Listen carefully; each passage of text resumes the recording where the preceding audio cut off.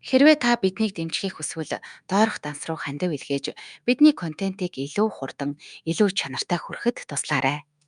Хүнд хүч их шаардагдах зүйлсэд жишээ нь ачаа зөөх эсвэл юм үйлдвэрлэхэд энэ их хэрэг болно гэж тэр хэлнэ. Эмэгтэй үнийг сонсоод инээмсэглэн энэ зураг төслүүдийг өөртөө авч үлдэнэ гэдгээ манай хүүд мэдэгдэнэ. Учир нь холбоонд галын хүчийг сайн ашиглаж чадах олон шулан байдаг аж. Тэр зураг төслүүдийг дээл рүүгээ шургуулах үед манай хүүгийн нүд санаандгүйгээр түүний ингэр лүү халтраад ичиж бодлон би үүнд зөвшөөрөл өгөөгүй шүү дээ гэж хэлнэ. Эмэгтэй зүгээр л жуумалцаад төлбөр болгож өгөх зүйл надад аль хэдийн байгаа гэж хэлээд ингрээсээ гаргасан нэг бичгийг түүн рүү шиднэ.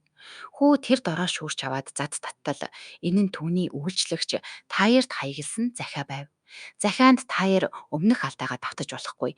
Чөтгөрүүдийн сарын үеэр ханхууг устгах ёстой гэж хатуу заажээ. Хүүгийн толгой дотор ууланд ханхүү урд нь түүнийг боломж гарах бүрд ашиглаж байсан дурсамжууд эргэлдэж манай баатар энэ бүгдээс маш тавгүй мэдрэмж авна. Дараа нь эмэгтэй тэр захиаг нэг тагтаанаас авсан гэж хэлээд захиан дээр гарын үсэг байгаагүй ч үүнийг түүний ах дүүсийн нэг явуулсан байх гэж бодож байгаагаа хэлнэ. Тэгээд хэний захиалга болохыг илүү гүнзгий ухаж олж мэдээ зөвшөөрөх үү гэж асууна. Манай хүү зөвшөөрөхөд тэр хүндэтгэлтэй байрлал авч цэнхэр зураг төслүүдийг төлбөр болгож авлаа шүү гэж хэлнэ. Дараагийн өдөр нь тэр өмнөх шөнийн захиан дээр отоож гацчихсан бодолтой байхад Баатар орж ирнэ. Тэгээд газар сөхрөн сууж тааяр өнгөрсөн шөнө үхчихсэн гэж хэлнэ. Тэр тагтнаасаа унсан бололтой. Тэмцэлцэн ямар ч шинж байгаагүй харуулууд ч хин нэгэн орж гарсныг хараагүй гэж тайлбарлана. Хөө илт гундуухан болж энэ асуудлыг ахлах үйлчлэгчээр зохицуулуул гэж Баатартай хэлнэ. Баатар өрөөнөөс гарсны дараа манай Баатар өнөө халуурчин эмэгтэйг дахин дуудахад тэр яг цагтаа гарч ирнэ. Тэр даруй үннээ хэлж үйлчлэгч өөрийгөө хорсон гэж тайлбарлана. Хөө урам хугарснаа нууж чадалгүй чи ийм зүйл дээр арга олчих واخ гэж ботсон шүү гэж бовтно. Эмэгтэй харин таярыг маш чанга уйж байсан. Гэхдээ тэр залтай үйлчлэгч хуурамч шүдэндээ хор нуусан байсан гэж хэлнэ. Тэгээд хоронд өгснийхэн дараа өөрөө түүнийг тагтнаас шидэж осол шиг харагдуулсан гэдгээ хэлнэ. Байцаалт мухардалд орсон ч тэр дахин ингрээсээ нэг бичиг гаргаж ирээд энэ нь таярын өрөөнөөс олдсон гэж үзүүлнэ. Залтай инээмсэглэн илгээгч нь таярыг том эгч гэж дуудсан мөн далайн эргийн үзэмжийн тухай их дурдсан байгааг хэлнэ. Тэгээд Клероватер бомтын 3 дугаар гүнж энэ бүхнийг хөдөлгөж байгаа байж магадгүй гэж сэжиглэж байгаагаа хэлнэ.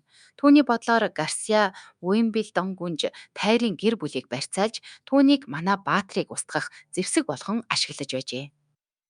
Таяр амиа эгүүтгсэн байдлыг харахад түүнийг энд ирэхээс өмнө олон жил сургаж бэлдсэн бололтой. Хөө өөрийн төрсөн ах дүүс тэтмийн төлөө бие биенээ ингэж амархан устгахыг хүсдэгт маш их гонсойно. Гэтэл гинэт эмхтэй манай баатрын чихэнд ойртон хин нэг нь ийшээ ирж байна. Би явах ёстой гэж шивнэ. Тэр алга болохын өмнө манай хүү баг зэрэг улааж цамцанд нь тулсан биеийнх нь хэсгийг нэг харчих шиг болно. Яг тэр үед хөгшин зөвлөх орж ирээд чөтгөрүүдийн сартай тулалтахаар сайн дураараа ирсэн хүмүүс нилээд байна гэсэн сайн мэдээ дуулгана. Энэ мэдээг сонсоод ханхуугийн нүүр дүүрэн инээмсэглэл тодорч өөрөө очиж харах хэрэгтэй гэж шийднэ. Гэхдээ гарахын өмнө хөгшин хүн чин сэтгэлээсээ та үнэхээр эдгээр жирийн хүмүүсийг чөтгөрүүдтэй тулалдуулах гэж байгаа юм уу гэж асууна. Гадаа гарч ирээд манай баатарч бас гонсоож орхино. Зөвлөхийн санаа зовж байсан нь ортой байжээ. Эдгээр хүмүүс тулаанчид шиг биш гудамжны танхаачууд шиг л харагдана. Харин нөгөө талаар Баатар нь таны хүснээр л би эднийг сонгосон шүү дээ гэж их л эрчтэй хэлэгч. Энэ хөөрхий хүмүүсийн туранхай биетэйг харахад энэ Баатар ёстой байндаач онсонгүй гэдг нь илт байв. Манай ханхүү зүгээр л тухайн алгадаад арайхийн амьдарч буй хүмүүсээс хитрхи ихийг хүлээчихсэн бололтой. Зөвлөх хүртэл эдгээр жирийн хүмүүсийн оронд өөр эсэгчд бодож үзье гэж санал болгоно. Гэхдээ манай Баатар ямар нэг нууц гарц олчихсан мэт тэднийг л ашиглана гэсэн байр суурин дээр хатуу байна. Түүний бодлоор хүчрхэг айран байгуулахад хамгийн гол нь хүний нөөц. Дундад зууны сэлэн барьж байна уу? Орчин үеийн техник барьж байна уу? Хамаагүй. Баатар маргаашнаас сэлэмний бэлтгэл эхлүүлье гэж хэлэхэд манай Баатар гараараа болиулж харин тэднийг хэсгүүдэд хуваагаад гүйлтийн бэлтгэлд оруул гэж тушаана. Мөн өмнөх анчин төмөр сүхийг авчир гэж хэлээд өөрөө зүгээр сууж байгаад үзүүлбэрийг нь хар гэж зөвлөнө. Өд болоход анчин манай баатрын талд нэгдэн ирнэ. Гэхдээ баатар энэ шин бэлтгэлийн аргыг огт таашаасангүй. Дайчин уламжлалтай гэр бүлд өссөн хүний хувьд өглөөж нь зүгээр зогссон хүмүүсийг өндгөөр шагнаад байгааг ойлгосонгүй. Ялангуяа өндөг маш үнэтэй байхад шүү дээ. Манай баатар ахин тайвшир үзүүлбэрэл хар гэж хэлнэ. Тэр угаасаа хитгэн дундад зууны сарын дотор дээд түвшний арим бүтээж чадахгүйгээ мэдэж байгаа. Түүнд нүцгэн гараараа дайснаа урж тасалдаг булчинлаг аваргууд хэрэггүй.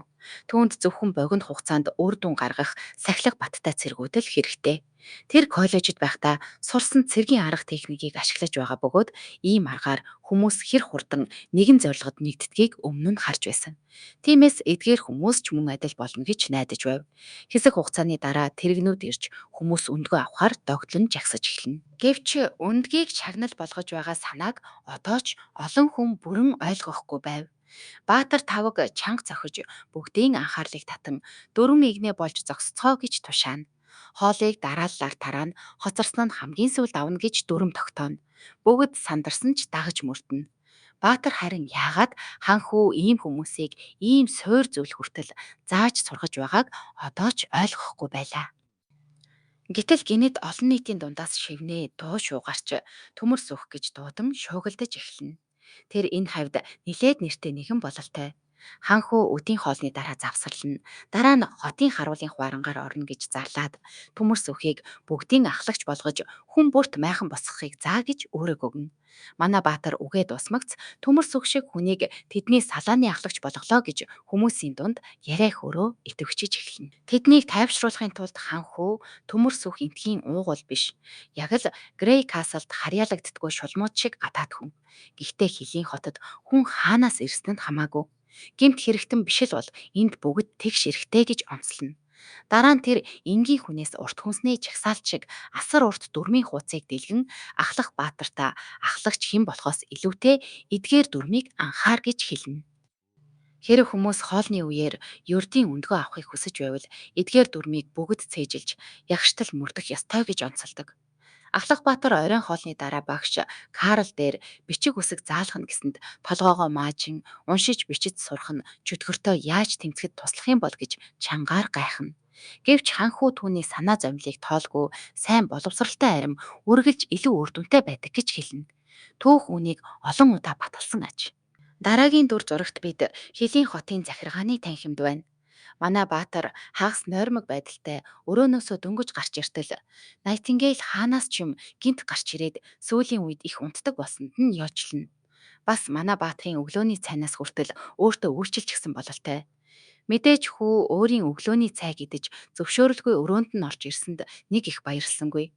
Тэр дараа нь хааны удмын хүмүүсийн дэргэд арай айдуу соёлтой байхыг хинч чамд заагаагүй юм уу гэж дуу алдна. Сууж амжаагүй байтал эмэгтэй хүндэтгэлтэй байрлал авч би ингэж байвал хангалттай соёлтой юу гэж асууна. Тэгээд ханхүү тийм хиймэл дэмий ясархалт дуртай биш гэдгийг мэднэ гэж энгийнээр хэлнэ. Түүний өөрт яг юу таалагддгийг хүртэл мэдэж байгаад манай хүү баг зэрэг цочирдно. Тэгээд санаа алдаад за тэгвэл тэр өглөөний цайгаа бүгдийг нь идчих. Би дахиад захиалчихъя гэж хэлнэ. Эмэгтэй хоол руугаа шумбан орохцоор ханхүү шин зураг төслүүдэд эргүүлж үзэж эхэлнэ. Дараа нь эмэгтэй сонирхон. Та сүүлийн үед яагаад ийм их мэс захиалаад байгаа юм бэ? Өвлийн эд хүйтэн цаг болж байхад вискигийг хөргөх гэсэн бол зүгээр л гадаа тавьчихад болно шүү дээ гэж асууна. Манай баатар нээлттэй хэвтэж буй захиалгын дэвтрийг хараад тэгэхээр тэр миний юу захиалсныг бүгдийг нь харчихжээ гэдгийг ойлгоно. Тэгээд түүнийг хуурч би бяслаг хийх гээд байгаа юм. Тэхийн тулд юмсыг хүлтгэхөөс доош температурт байлгах хэрэгтэй гэж хэлнэ. Эмэгтэй манай баатрын ухаалаг санааг магтах хооронд бид манай баатрын дотоод бодлыг мэдэж авна. Тэр үнэндээ бяцлаг хийх тухай худал хэлсэн байлаа. Учир нь тэр үүнээс ч нууц зүйл дээр ажиллаж байсан бөгөөд аамна намаа хоёрт итгэдэг шигээ түүнд бүрэн итгэдэггүй учраас одоохондоо үннээ хэлхийг хүсээгүй. Эхлээд түүний талаар илүү их мэдээлэл цуглуулж байж жинхэнэ нууцаа дэлгэнэ гэж бодож байв. Тэр одоогоор уурын хөдөлгөөрөөс ч хийхэд хялбар буу хөгжүүлэхтэр төвлөрч байна. Хэрэв хэн нэгэн түүний аргыг мэдчихвэл том төлөвлөгөөг нь тэр чигтэн сүрүүлж мэднэ гэж айж байв. Түүний захиалсан мөс гэж нэрлэж буй зүйл нь үнэндээ зуны цагт ундаага хөрөхөд баян хүмүүсийн ашигладаг селитр ажээ. Язгууртнууд үүнийг тансаг нэрээр мөс гэдэгч хамгийн гол нь селитр нь дарь хийх үндсэн орцын нэг байв. Ингэснээр түүний ажлын нууцлал бүрч нэмэгдэж байлаа. Хөө дараа нь сэдвээ сольж ариун уулыг хайхаас гадна шулмууд бас алуурчин сургадаг юм уу гэж асууна. Эмэгтэй ариун уулыг олох мөрөөдлөөсөө болж хідэн хачин хүмүүс нэгд ор цугларсан юм гэж тайлбарлаад өөрөө шулмын хамтын ажиллагааны холбоонд ердөө 2хан жилийн өмнө орсон гэж хэлнэ. Үүнийг сонсоод хүү чи холбоонд орохоосоо өмнө өөр хүнд ажиллаж байсан юм уу? Ерөн шулмуудыг хүлээн зөвшөөрдөг хүмүүс байдаг юм уу гэж асууна. Эмэгтэй тавга тавин инээгээд ийм юм үнэхээр инээдтэй сонсогдож байна гэж хэлнэ. Харамсалтай нь тэр өмнөх эзэн нь өөрийг нь шулан болсныг мэдсэн бол хаалгаарч оруулахгүй байсан. Цаашлаад хожим нь түүнд хэрэгтэй хүн болоогүйсэн бол чимээгүйхэн хурдан устгачих байсан гэж хүлээн зөвшөөрнө. Хөө улам сонирхон өнгөрсөн амьдралынхаа талаар илүү дэлгэрэнгүй яар гэж шаардна. Гэвч эмэгтэй одоохондоо чимээгүй байхыг сонгож цаг нь ирэхээр бүгдийг нь дэлгэрэнгүй ярьж өгнө гэж амлана. Мөн сүүлийн 5 жил эрх чөлөөтэй явж байгаа. Дахиж хинээж гарын тоглоом болох бодолгүй гэдгээ ч тайвшруулан хэлнэ. Хөө юу ч хэлэлгүй баг зэрэг гунигтай сууна. Ингээд тэр ярианаас хойш 5 өдөр өнгөрнө. Хашаан дотор бид манай Баатар олон удаагийн бүтлгүй оролдлогын дараа эцэст нь анхны бууга хийж дуусгасныг харна. Тэр энэ гоо сайхныг зөвхөн өөртөө хадгалж үлдэхдээ маш их баяртай байв. Түүний уурын хөдөлгүүр дээр ажилласан том шалтгаануудын нэг нь бууг бөөнөр үйлдвэрлэх явдал байлаа. Тиймээс олон тоогоор үйлдвэрлэхээс өмнө эхлээд туршилтын загварыг нь заавал төгс болгох хэрэгтэй болсон. Гэвч энэ янзаараа байвал чөтгөрүүдийн сар эхлэхээс өмнө ердөө 4 ширхгийг л хийж амжих вэ гэж санаа зовно. Энэ хооронд Баатар нь эдгээр буу гэж нэрлэж байгаа зүйлс чөтгөртэй тулалдахад яг яаж туслахыг ойлгохгүй толгоогоо гашилгаж байв. Манай Баатар түүнд тосгоны хамгийн сайн анчтыг цуглуулж эдгээр зэвсгийг барих тусгай бүлэг байгуулаарай гэж хэлнэ. Гэтэл Баатар анчтын оронд эргүүлийн харуулуудыг ашиглая гэж санал болгоход ханхуу бүр бие арцамаар санагдана. Нөгөө цэргүүдийг эргээд харахад ийм өчүүхэн туранхай эргүүлийн цэргүүдэд буу өгмөөргүй байгааг нь ойлгох бүрэн үндэслэлтэй байлаа. Роландын шилтгэний доор харанхуй хонгилуудад хідэн цэрэг явж байтал гинэт нэг нь үсрэн гарч ирээд нөгөөгөө дайрна. Нүүрэндээ сорвитой цэрэг туранхаа сахалтай эрд бууж өг. Эс тэгвэл найз Грэма жигч нь болно шүү гэж сүрдүүлнэ. Туранхаа сахалтай нь амиа алдсан найзаа бодоод улам хилэгнэж эдгээр танхаачуудыг хизээж цайзад оруулахгүй гэж тангаргална. Тэр гинэт хүч авч сорвитой эрийг шидэн унгааж сэлмийг нь гарнаас нь алдуулна.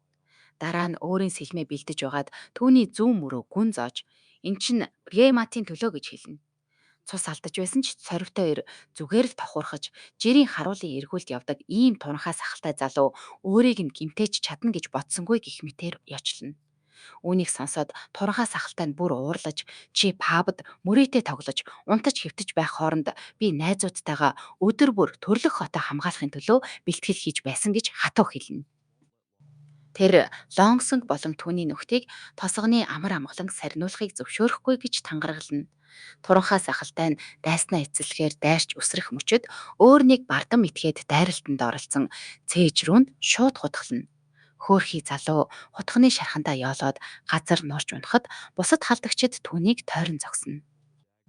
Гэвч гайхалтай нь туранхай сахалтай нь өвдөлтөө твчин цээжиндээ зоогдсон хутгийг татаж сугалчхаад ойролцоох бамбар руу шиднэ. Хутга бамбарыг онож унтрааснаар бүх газар харанхуйд умбана. Шилтгэний хүнсний агуулгын дээд хэсэгт туранхай сахалтай залуу нэгэн сав дотор нуугдсан байв. Эдгээр нэвтрэн орогчид хүнсний нөөц рүү халтахаар ирсэн гэдэгт тэр бүрэн итгэлтэй байна. Хэрэв тэд бүх хоол хүнсийг сүйтгэж чадвал Хэлийн хот Лонгсонг цайз руу нүүхээс өөр аргагүй болно.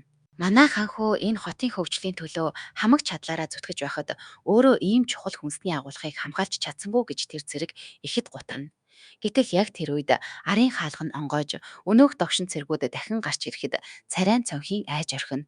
Нэвтрэн орогчдын нэг нь түүнийг захнаас нь шүүрч аваад газар шидэн зогтхаа боль. Дюк Райны шаардлагад бууж өг гэж хэлнэ. Хэрэв Дюк Райн хинбэ гэдгийг мартсан бол тэр бол манай Баатрыг өөрийн нутагт ойртуулмааргүй байгаа цагаан үстэй тэр этгээд.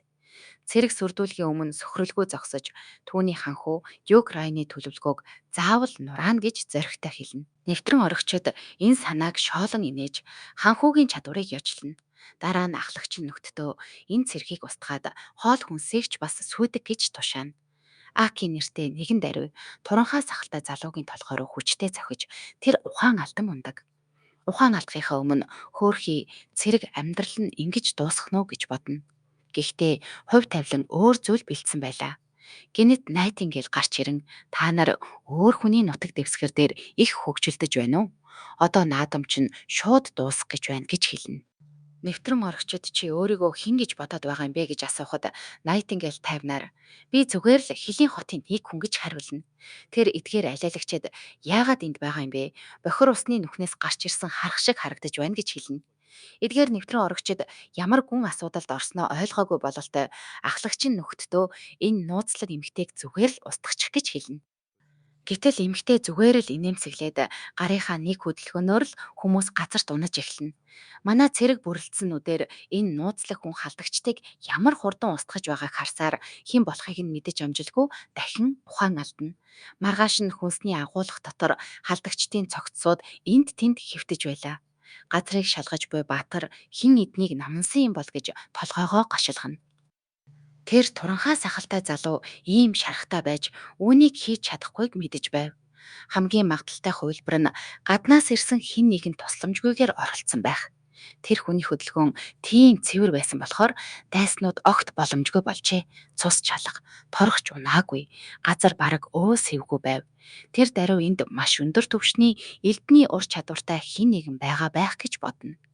Ингээд өөрийн овгийн шөнийн тулааны урлагаар бахархах сэтгэл нь төрнө. Цэрэг тайлангаа өгч задлан шинжилгээ дууссан 8 нь манайх хотын харуулынхан, нэг нь одоо хүртэл танигдаагүй хүн байна гэж хэлнэ. Ахлах Баатар амьд үлдсэн хүмүүсийн талаар асуухад Ахмад Брайн тусгай эмчилгээ авч байгаа. Харин сорвтой залууг шоронд хаяж цоожилсан гэж хариулна. Баатар тэр сорвтой этгээдийг яаралтай сэрээгээд байцаалт ав гэж тушаана.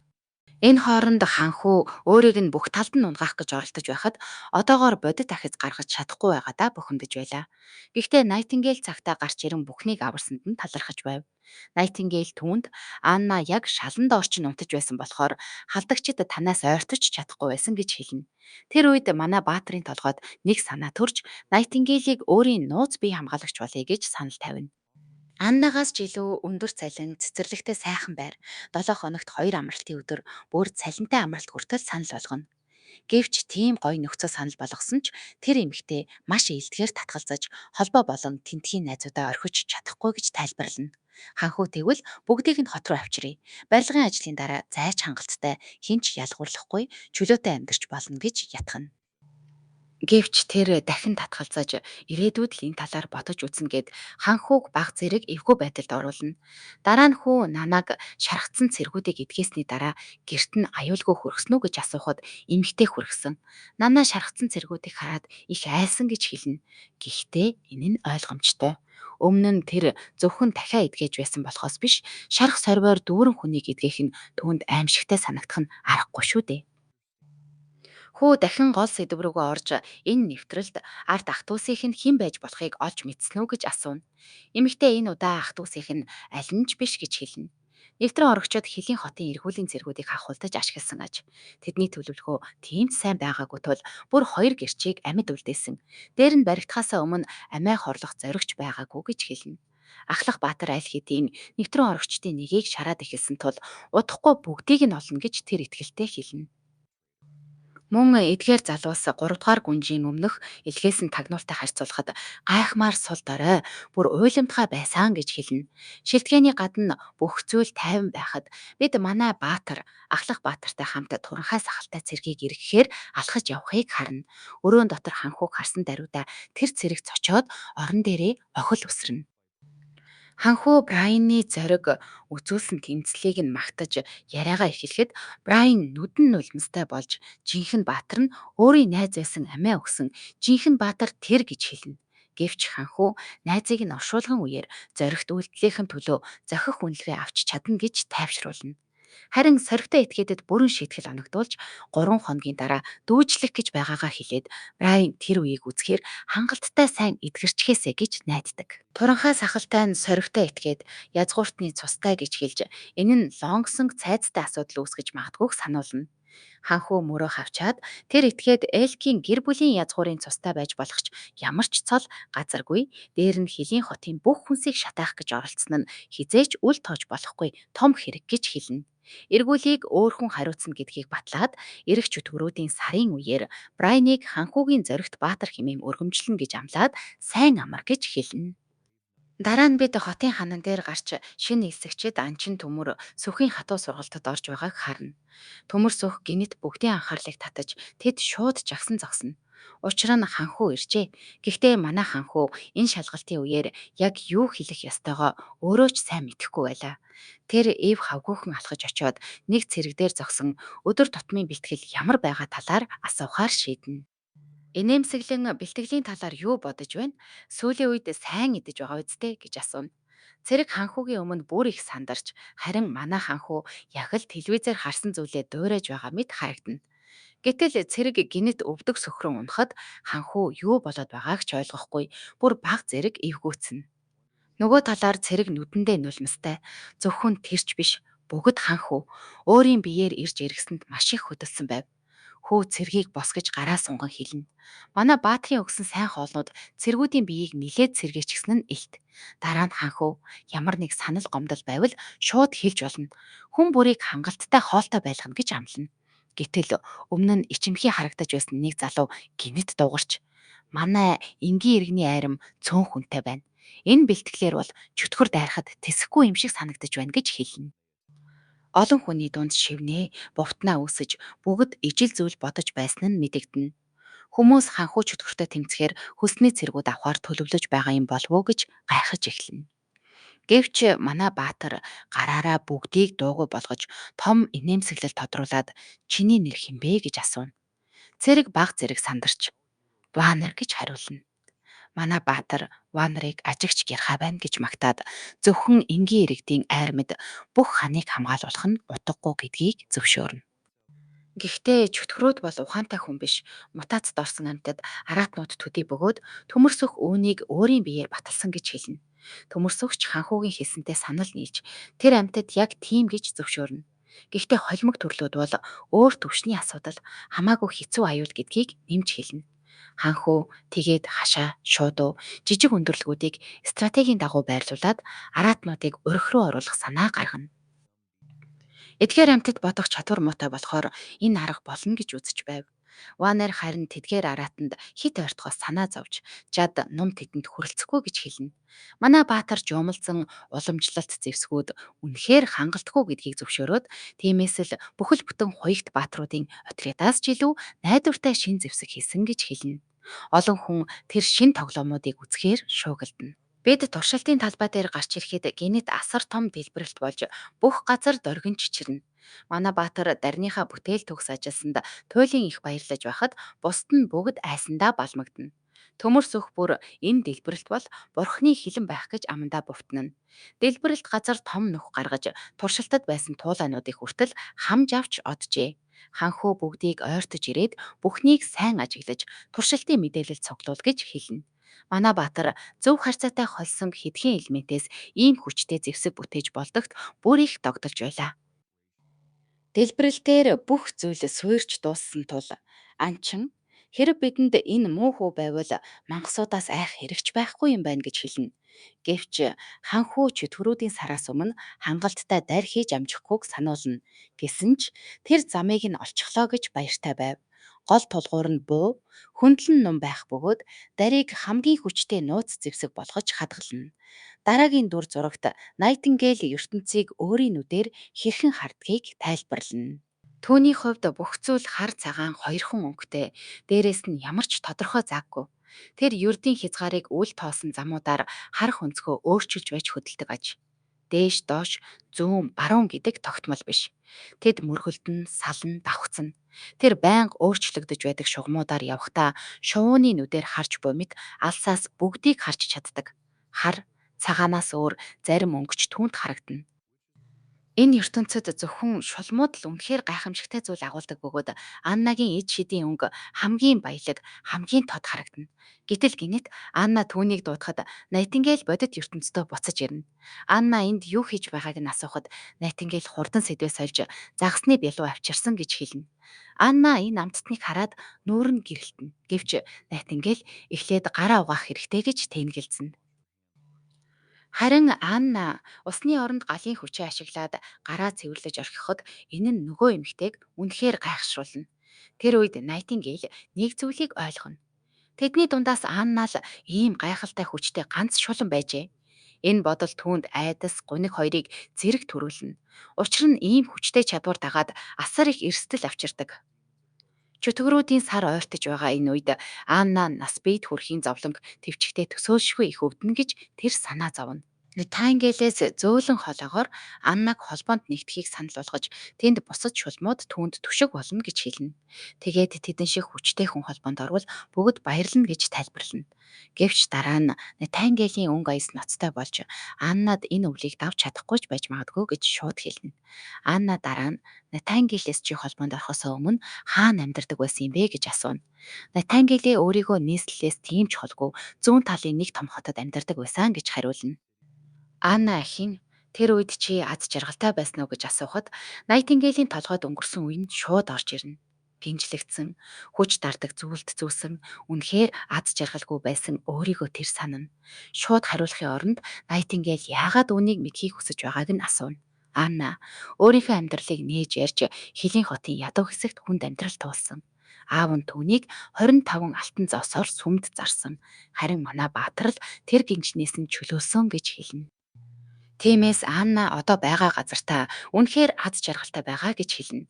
Найтингейл зөөл нөөр шулмуудыг хүмүүс үцэн яддаг болохоор энэ цайзаас гарах нь боломжгүй шүү дээ гэж сануулна. Гэвч Анна өөдрөг хിവэр ханху бүхнийг өөрчилж чадна гэж итгэж байлаа. Тэдний яриа гинэт тасалдаж Наана нулимстайгаар гүйн орж ирэн Аннаг тврээд миний хувьд хэрэг бүр том болох гэж байна гэж хэлнэ. Энэ хооронд манай Баатарлаг ялалтууд зүүдлэн сайхан унтаж байхад Найтингейл түүнийг маш бүдүүлгээр сэрээ. Тэр маш их ууртайгаар Нанагийн аав ирж яваа охиноо шулам гэж сэжиглэж байгаа гэж хэлнэ. Нанагийн нууц илэрсэн гэдгийг сонсоод ханхүү шууд хөдөлж одоо Нанаг цайзад үлдэх боломж гарч магадгүй гэж найддаг. Хэрв язгууртан ир өөрийн охин шулам гэдгийг мэдвэл яах вэ? Нууцыг нь хадгалахын тулд ханхүүгээс охиноо энд үлдээхийг гуйх болов уу гэж тэр бодно. Гэвч манай Баатар гадаа гарч ирэхэд бодит байдал түүний төсөөснөөс тис өөр байлаа. Нанагийн аав уур хилэнгээр бадарч охиноо яг одоо буцааж өг гэж шаардна. Тэд суудалдаа сумагц Нанагийн 50 сууж чадахгүй байсан аав охиноо өөр лүгээ дуудах бөгөөд бяцхан охин хайсандаа намайг сүмд зарах гэж байгаа юм уу гэж асууна. Тэр хүн найрсаг харагдах гэж оролдож сүм чам шиг юу ч мэдэхгүй хүүхдийг авахгүй. Тиймээс аав дээрээ эргэж хэлнэ. Гэвч манай Баатар хөндлөнгөөс орж таны охин шулам гэдгийг сануулна. Тэр хүн үүнд шууд итгэхээс татгалзаж нанаа өөрөө шулан мөн гэдгээ хүлээн зөвшөөрсөн ч улам уурлаж багш Карл ахиад л өөр нэг охиныг шулам гэж нэрлчихсэн юм биш үү гэж хэлнэ. Тэр үед манай Баатар Аннаруу дахиж галын хүчээ үзүүл гэж дохио өгнө. Аннач тэр даруй хийж өвгөн шулмын хүчийг нүдэрээ харамгацаа бүр алмаарна. Манай Баатар тайвшир бүгдийг нь тайлбарлаж чадна гэж хэлнэ. Эцэст нь аав нь ойлгож эхэлнэ. Охин нь энд зүгээр л шулмын чадвараа хөгжүүлэх гэж байгаа болохыг хүлээн зөвшөөрөх мэт болно. Гэхдээ манай Баатар түүний энэ бүхнээс дотор харцайна. Яагаад гэвэл энэ хүн өөрийг нь жаахан охтыг цайз руу дуудаад байдаг гаж итгээд мэтэр бодсон нь илт байлаа. Тэгээд хүү үндсэн яриандаа орж Нанагийн эдгэх чадвар чөтгөрүүдийн сарын үед Хилийн хотод маш үнцэнтэй шархсан хүмүүсийг имжлэхэд том тос болно гэж хэлнэ. Гэвч нөгөө аав ноён пайн элдгээр татгалзаж охиноо энд үлдээвэл аюултай гэж санаа зовж байгаагаа хэлнэ. Манай Баатар боломж бүхэн эрсдэл дагуулдаг шүү дээ гэж хэлээд Нанагийн өвөө ноён паны аав маш зоригтой Баатар байсан гэж сонссноо дурдна. Пайны гэр бүлийн язгуур угсаа нь өвөөгийнх нь Баатарлаг гавьянаас үүдэлтэй аж. Ноён пайн үүнийг зөвшөөрч аав нь нэг удаа үнэхээр хүчтэй чөтгөртэй нүүр тулан байж ялсан. Бүр тэр чөтгөрийн асар том ивэр нь одоо ч тэдний зуухан дээр өлгөөтэй байдаг гэж бартам дурсна. Харин манай Баатар одоо Пайны гэр бүл урдын шигээ сүр хүчтэй биш болсон. Жирийн ажилчин ангийн хүмүүс болсон шүү дээ гэж хэлэхэд ноён Пайн гунигтайгаар зөвшөөрнө. Ханхүү дараа нь Пайны хатуу ширүүн гаруудыг анзаарч тэр хүн тулаанч хүний сүнсээ орхиогүй. Одоо ч өдөр бүр бэлтгэл хийдгийг ойлгоно. Тэгээд ухаалгаар чи Хэлийн хотыг хамгаалах тулаанд нэгд, харин оронд нь чамд жинхэнэ язгууртан болох хэмжээний газар өгнө гэж санал тавина. Гэвч ийм сайхан санал байсан ч Пайн эрсдэл үрхийг хүсэхгүй. Нанаг аюулд оруулахаас илүү Лонгсонг цайз руу явуулахыг илүүд үзнэ. Тэгэхэд манай Баатар Лонгсонг цайз Хэлийн хотоос аюулгүй биш шүү гэж сануулна. Тэнд сүмийн чих нүд хаа сайгүй байдаг. Нанагийн тухай үнэн илэрвэл чи өөрөө ч түүнийг хамгаалж чадгүй. Харин асуудал гарвал Нана Аана хоёрыг Лонгсон руу хурдан цогтаалгах жижиг зав бэлдэж өгнө гэж амлана. Эцэст нь өвгөн хүн ханхууд итгэл хүлээлгэж, толгой дохин хүндэтгэж, түүний төлөө тулалдана гэж тангаргална. Бүгд нэгэн зэрэг тайвшран инээмсэглэхэд Аана л уруул даран ханхуу өөрийг нь явуулж магадгүй гэж бодсондоо ууртай байв. Тэр хаашаач явахгүй гэдгээ маш тодорхой ойлгуулна. Маргааш нь хөгшин зөвлөх ихэд санаа зовсон байдалтай ирж тэд бүх мөнгөө зэвсэг армийн сургалтанд хийчихлээ. Ийм хിവэрээ хэдэн сар үргэлжилбэл бүгд өсөж үхнэ гэж түгшинэ. Манай хүү тухайн алгадаад төсөвт хүрэхийн тулд өөрийн хадгаламжийг ашиглах зөвшөөрөл өгнө. Хөгшин хүн зөвшөөрөх боловч энэ нь урт хугацааны асуудлыг шийдэхгүй гэж бэлчээн. Манай Баатар мөрөө хавчаад хэрв хамгаалалт бүтлгүйтвэл хотыг аль болох хурдан нүүлгэнэ гэж хэлээд хөгшин хүнийг ажиллаа хийгэж явуулна. Зөвлөх явсны дараа хүү сэтгэлээр маш их унаж хамаг хоримтлуулсан мөнгөө шавхчаад хэрв хөлийн хамгаалалт нурвал тэр бүрэн суурна гэдгээ ойлгоно. Гэтэл Найтингейл дахин гарч ирснээр байдал нь бага зэрэг дээртэнэ. Эмэгтэй тэр дорой та хотыг орхино гэж хөгшин хүнд худал хэлсэн байна гэж хэлнэ. Ханхууч худлаа хэлснээ шууд хүлээн зөвшөөрнө. Яагад гэвэл аль хэдийн айдастай байгаа хотын хүмүүсийг улам цочроохыг хүсээгүй. Найтингейл түүнд улс төрийн юмд санаа зовж суухын оронд Аннатайгаа илүү их цаг өнгөрөө гэж зөвлөнө. Анна удаан амьдрахгүй ч байж магадгүй гэж айж байгаагаа хэлэхэд хүү үүнийг эсэргүүцэж Анна ямар ч үнээр хамаагүй амьд үлдэнэ. Тэр чөтгөрүүдийг ялах болно гэж хатуу хэлнэ. Найтингейл чөтгөрийн хараалтай шулманд яаж ингэж итгэж чадаж байна вэ гэж асуухад хүү зүгээр л мөрөө хавчаад би түүнд итгэдэг. Цаашлаад чамд ч бас итгэдэг гэж хэлнэ. Эмэгтэй манай Баатрин чулуун нүрийг ширтээд тэр үнэхээр худал хэлэхгүй байгааг ойлгоно. Хөөч би шалтгаангүй л бол худал хэлдэггүй гэж энгийнээр хэлнэ. Гэтэл гадаа үмэн гарч Найтингейл цонхоор хараад ихэд төгшөж цас орж байна. Өвөл ирлээ гэж хэлнэ. Тэр үед хөө анчин төмөр сүхийн буудлагын бэлтгэл ямар байгааг үзье гэж шийднэ. Төмөр сүх буугаар байдэр бай, онсоор байхад ханхуу очиж бэлтгэл ямар байна гэж ашигна. Төмөрсөх яг л хөөхөч шиг гэрэлтэн заасан бүх суурийг аль хэдийн эзэмшсэн гэж догтлон ярина. Манай Баатар гайхсангүй. Учир нь төмөрсөх бол жинхэнэ тулаанч хүн тул ямар ч зэвсгийг өгсөн амархан эзэмшиж чаддаг байв. Тэр хүн энэ төмөр хоолойг бурхны зэвсэг гэж магтаж, хэрв тэр холимог мангасыг алахдаа ийм хоолойтой байсан бол тэр араатан огт боломжгүй байсан гэж шүдээ хавран хэлнэ. Тэгээд өвдөг сөхрөн ханхүү ийм аимшигтай хүчийг өөр шиг даруухан анчинд итгэж өгсөнд сэтгэл нь хөдлөн хизээч урам хугалахгүй гэж амлана.